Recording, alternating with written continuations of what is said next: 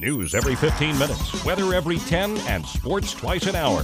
Newstalk KGVO, AM 1290 and now 101.5 FM. You're listening to Montana Morning with Peter Christian. Again, thank you to Fox News for stealing my lead.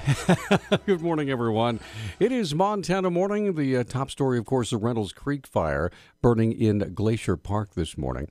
Right now we have 59 degrees under an overcast sky in Missoula. And our newscast is sponsored by Kootenai Creek Village, the maintenance-free active adult community in Stevensville. Call 777-5387. The Reynolds Creek fire, currently burning on the east side of Glacier National Park, has expanded rapidly over the last 2.5 days. Now it's over 4,000 acres in size. Spokeswoman Denise Germain has these details. Glacier National Park has lost the historic Bering Creek Cabin, the Rising Sun Complex, St. Mary Campground, and St. Mary National Park Service residential areas have all been evacuated. Glacier County has evacuated the west side of Lower St. Mary Lake and is proceeding with evacuations on the east shore of Lower St. Mary Lake. Germain said hikers and backpackers in affected areas have already been safely brought away from the fire. The Park Service had been concerned about backpackers up the Otokomi drainage, but we're happy to report that those hikers have safely returned from the backcountry. The National Park Service continues to patrol for any hikers who could possibly be in the affected areas. There's a red flag warning for extreme fire danger currently in effect for all of northwest Montana.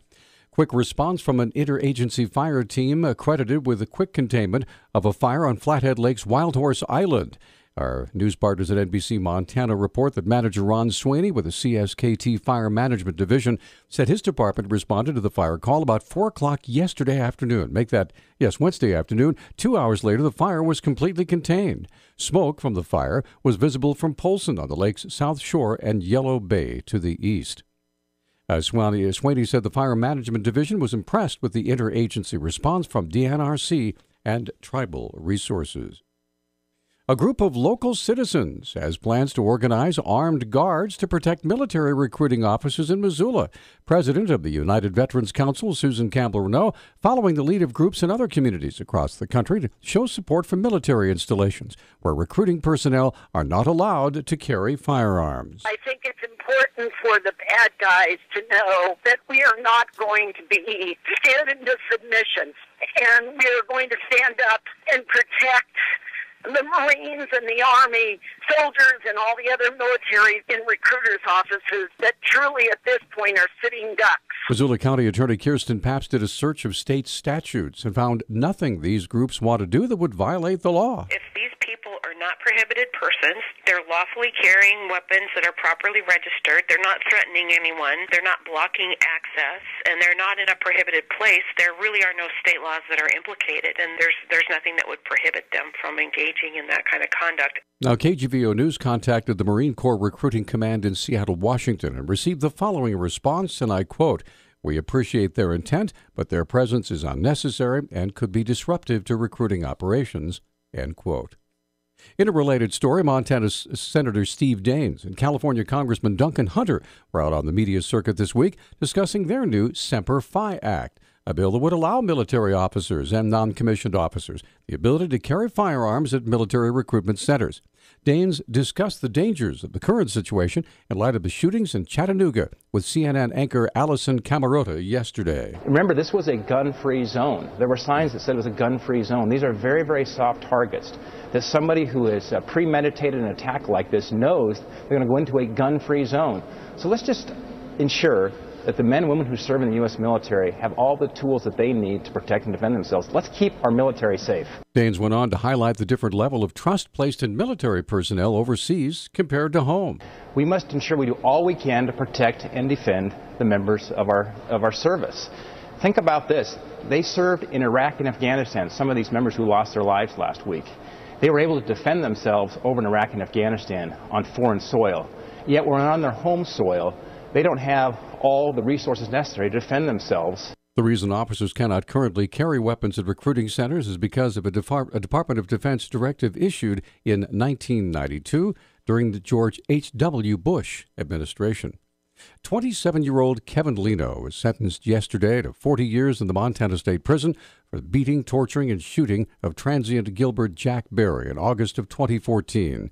Chief Deputy County Attorney Jason Marks has details. Mr. Leno was charged with deliberate homicide. He shot a man by the Clark Fork River here and threw his body in the river, Mr. Berry, and it took quite some time to solve that case. Mark said Leno accepted a plea agreement rather than go to trial because several of his co-defendants had agreed to testify against him. We had also charged some of the people that he was with that day with crimes related to either the assault and killing or subsequent obstruction of law enforcement investigations, and they had agreed to testify against him in exchange for favorable treatment in their cases. Leno was taken from the Missoula County Courthouse and taken directly to the Montana State Prison in Deer Lodge. Governor Steve Bullock discussed with federal officials Montana's plan to expand Medicaid, recently entered a public comment period. The Democratic governor traveled with his health policy advisor and deputy chief of staff to Washington yesterday to meet with U.S. Secretary of Health and Human Services Sylvia Burwell. That meeting was scheduled at 3:30 p.m. yesterday. They discussed the premiums and co-pays that are expected to receive particular scrutiny before the federal government's decision to support or deny the state's waiver for expanding government-subsidized health insurance. Public comment will be accepted on the plan continuing into the fall. 9 environmental groups have joined the surge of state and businesses suing the federal government over a new water regulation. Attorneys from Stanford University and Lewis and Clark Law School filed the nonprofit organization's challenge yesterday in the 9th U.S. Circuit Court of Appeals. The groups claim the rule from the U.S. Environmental Protection Agency and the Army Corps of Engineers removes safeguards for water used for drinking, recreation, fisheries, and wildlife. At least 27 states, 14 national agriculture and land organizations have all sued. A suspended license is grounding Robbie Knievel's jump over 26 cars to celebrate his newfound sobriety following a 4th DUI arrest. The Montana Standard newspaper reports the jump was planned over a Butte bar but was moved over insurance concerns. County officials say the Evel Knievel Days Festival Committee failed to secure liability insurance for the new jump planned over 26 cars and that the stunt cannot occur on any public street. Our News Talk time now is 6:12. News Talk, KGVO. Missoula's official weather station. Well, all righty then. I guess I'll just give you the weather forecast. Here we go. It'll be cloudy today with a 50% chance of rain and thunderstorms and high of 78 degrees. 40% chance of thunderstorms tonight with a low of 53, and then that drops to a 20% chance tomorrow at a high of 82 degrees. Right now we're sitting at 59 degrees under a cloudy sky.